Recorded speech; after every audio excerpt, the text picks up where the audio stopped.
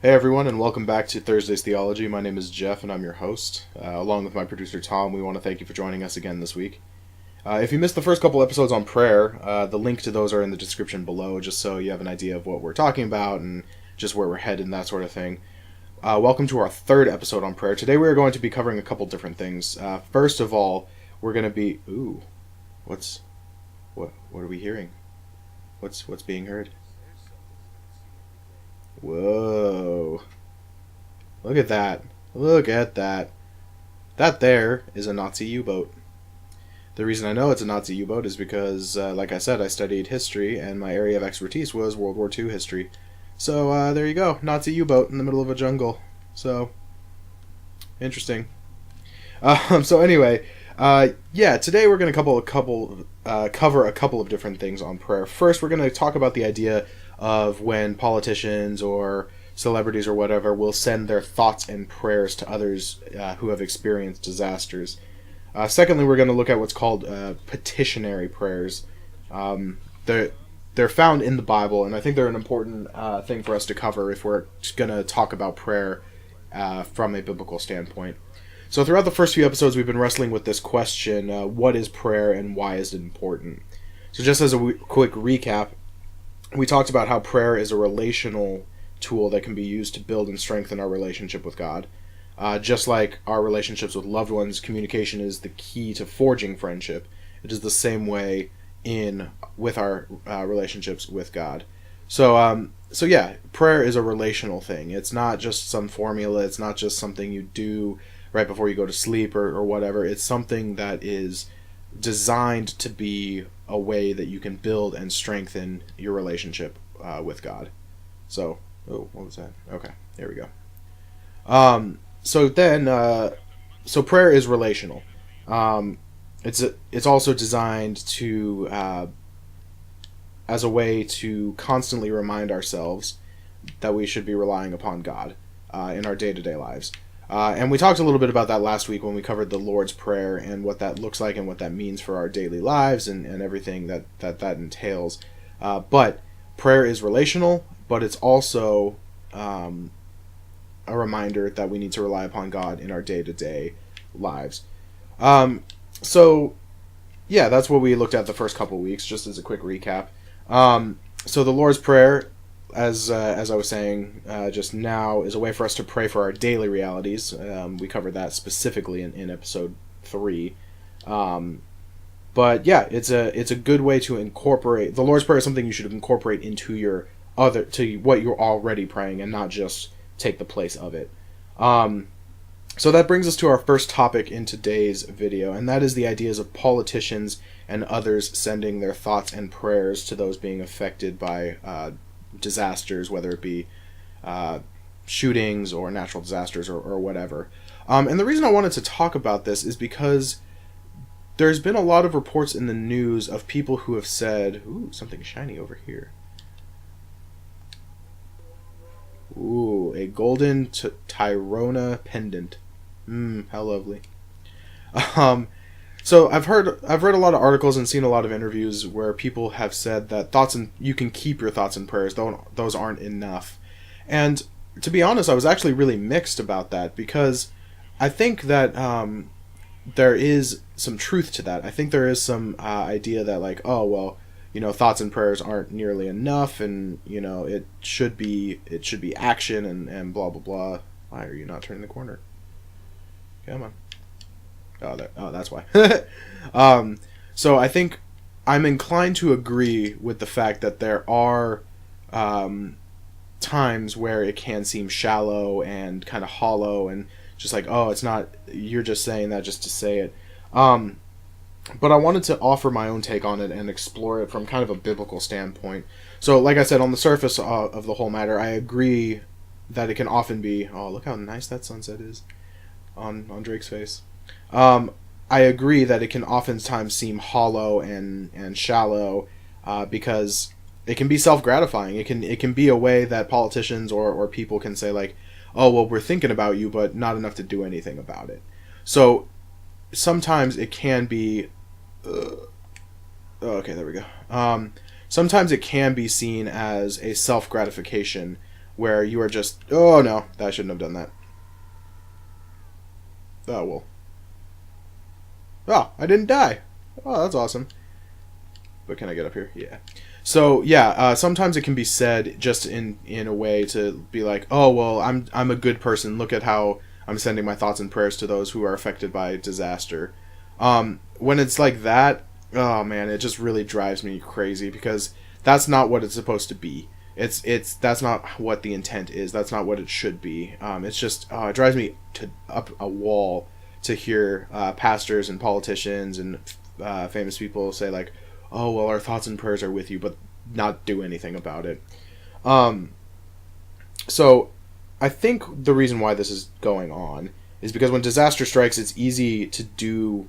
The easy thing to do is simply say, oh, our thoughts and prayers are with you, because doing something about it, or by saying that, you can remain in your comfort zone. The harder thing to do is actually to do something about it. So I do want to pause here, and I'm going to pause the gameplay because I think that this is an important point to make, and that is what I want to make absolutely clear is that I think that prayer is absolutely essential to helping those who have been affected by disasters, but it has to be done with the right intention. And this is what I mean. Whenever someone extends their thoughts and prayers to others, it cannot be for self-gratification of the one saying it. It becomes empty when the one saying it only does it because they want to appear quote-unquote holy or compassionate.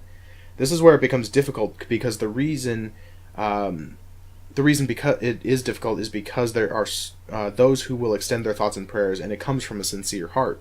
I have seen people who legitimately say like, we are praying for you, and I can see the look of relief on the face of the people who have been affected by that disaster, who know that it's coming from a sincere heart. I think that there's so much cynicism around extending prayer to others that it is automatically seen as an empty gesture, no matter what the circumstance may be. The difficulty comes when we have to figure out for ourselves whether or not someone is being sincere. So, yeah, that's where it becomes difficult, because you have no idea if somebody's being sincere or not. I think it's much easier to say, like, oh, well, prayer doesn't work. Or, hey, look, I found the entrance. I think it's really easy to say, oh, I just don't think prayer works, or I don't think that people are really sincere when they say that. It's much easier to say that than to actually like really legitimately look at somebody's intention and say like, okay, well, I understand that you're saying it from a sincere point or from a sincere place, and that you really do mean it.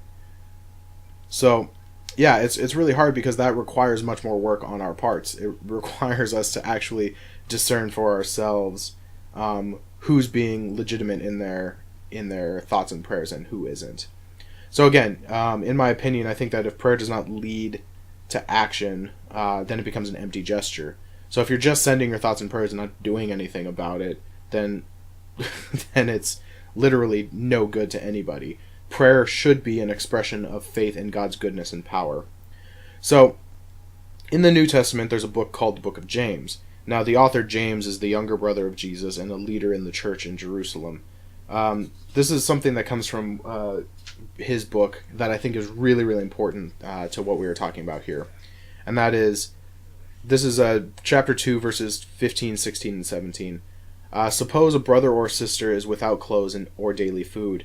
If one of you says to them, go in peace, keep warm, and be well fed, but does nothing about their physical needs, what good is it?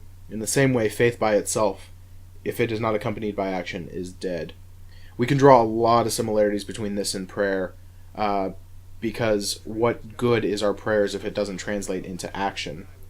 I heard a Christian one time talk about how all they needed to do was pray for others because their immediate needs were met by quote-unquote professionals. If it is always someone else's job to help, nothing will happen. So, one last note on this segment before we move on. I think that there's something to be said about God's presence and power being extended through prayer, and that prayers are answered in mysterious, wonderful ways. But I also believe that God answers prayers through the actions of his followers. And what I mean by that is that God is a very powerful being, and God can answer every single prayer that we could ever have. But he has asked us to partner with him in being the hands and feet of his church, of his Christ, to the world around us. So if we are relying upon God just to provide food for the hungry and money for the poor and shelter for the homeless, then we're missing the point of what Jesus is calling us to do, and that is be the church to those people. So yeah, I just wanted to say that. Nonprofits and government programs can be great for that, but the church needs to take care of those who are falling through the cracks, those who are in the greatest need, those who the government ignores, those who nonprofits can't help. The church needs to play the church. And what I mean by that is the church needs to fulfill what it's called to do. So this brings us to our second segment of this week's episode, and that's that revolves around what are called petitionary prayers. Now, essentially what petitionary prayers are... got up and hoist. Nice. Petitionary prayers are more or less exactly what they sound like. Petitionary prayers are what happens when you pray on behalf of someone else. How this looks is you bring the prayers of somebody else before God on their behalf. So I'm going to use my good friend and producer Tom here for a second. If he's going through a hard time and he asked me to pray for him, how the petitionary prayer looks for me is that I pray to God about Tom's request, not my own. So I petition God on Tom's behalf. And that is a gross-looking Nazi. Ugh, sorry. I didn't mean to use Tom's name and Nazi in the same sentence, but that's what happens when you're playing this game, I guess. But yeah, so petitionary prayer is when you pray on behalf of somebody else to God. You bring their prayer to God on behalf of them. So this can be extremely difficult, considering that we often get so caught up in our own needs and wants that we can forget that there are others out there that need prayer. So petitionary prayers are also another way of recognizing that sometimes the needs of others are more important than our own. And in American culture, this is so countercultural, because the American culture, it is so much about the importance of me, the importance of the self. I am the most important person ever. So it's really hard to be able to pray for others because of that mentality. So one of the most challenging examples of petitionary prayer, and what I mean by challenging is that it's a really good example, but it's really, really hard to follow, is found in the book of Acts. Now, Acts is the story of what happens to Jesus' followers after his death, resurrection, and ascension. So it's basically a historical account of the early church. This particular example revolves around a man named Stephen, who was one of the first followers of Jesus to be publicly killed for his faith. Acts chapter 7 records Stephen's execution. He was sentenced to death by stoning, which means that he was buried in the ground up to his neck and had large stones thrown at his head until he died. This is what he says right before he dies. And again, this is in Acts, what did I say, Acts 7? Yeah, Acts chapter 7. This is verses 59 and 60. While they were stoning him, Stephen prayed, "Lord Jesus, receive my spirit." Then he fell on his knees and cried out, "Lord, do not hold this sin against them." When he had said this, he fell asleep. So, even in the face of his own imminent death, Stephen was praying for those who were killing him. He petitioned God on their behalf to not hold this sin against them, because he did not understand. They did not understand what was going on. Yeah, that is probably bad, Drake. Yeah, I should probably run out there. Hold on just a second. Let me get out of here before it blows. And let's see.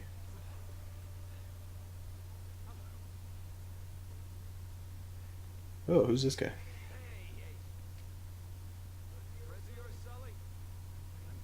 Gabriel Roman. Ooh, he said a naughty. Oh, I didn't remember that was in there. Awkward. So anyway, Stephen petitioned God on behalf of the people who were stoning him in the midst of his own demise. That is a really powerful example of what petitionary prayer looks like. So it's challenging, because how many of us are thinking in the face of our own imminent death to pray for those who are actually causing our death? That is an extremely, extremely challenging thing to think about, because with Stephen, he was being stoned to death, and he prayed to God, "Do not hold this sin against them."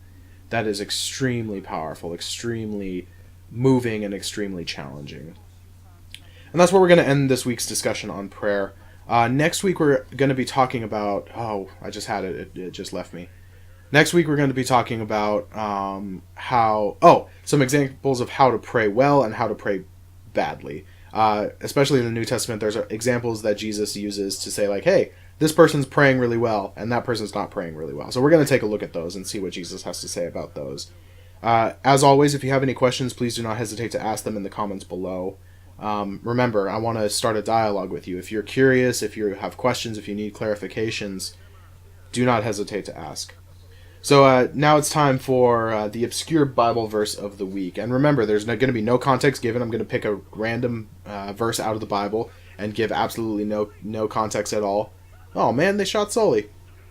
I'm going to give you no context at all because the point is that if you read the Bible out of context, then it makes no sense.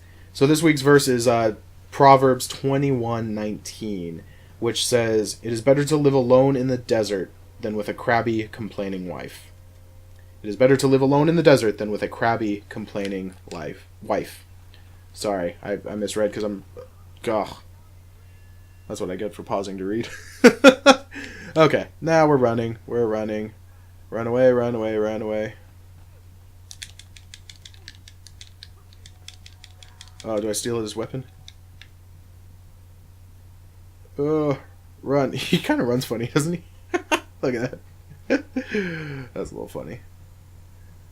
I thought I was going to end today's episode. Oh, wait. Oh, wow. Oh! Yeah, he deserved that one, I think. So as we're getting ready to close this episode, remember, the obscure Bible verse of the week, Proverbs 21:19. It is better to live alone in the desert than with a crabby, complaining wife. Other than that, thanks for joining us this week for Thursday's Theology. We hope you enjoyed it. Join us next week for our last episode on prayer, and then we're going to introduce the next series that we're going to tackle. Then we'll see you next week. Like I said, next week we're going to talk about some examples from Jesus' ministry where he calls out the hypocrisy of people's prayer, and it's going to be spicy. And for this episode, we're going to create the hashtag Feisty Christ. So hashtag Feisty Christ for next week's episode. Again, thanks for watching. If you like what we're doing here, make sure to subscribe to our channel. If you would like to be awesome and help us out, make sure you share this video with your friends and family. The more people we can bring into the conversation, the better. We'll see you next week for the next installment of Thursday's Theology. And remember, theology doesn't always have to be complicated. It is simply the study of who God is.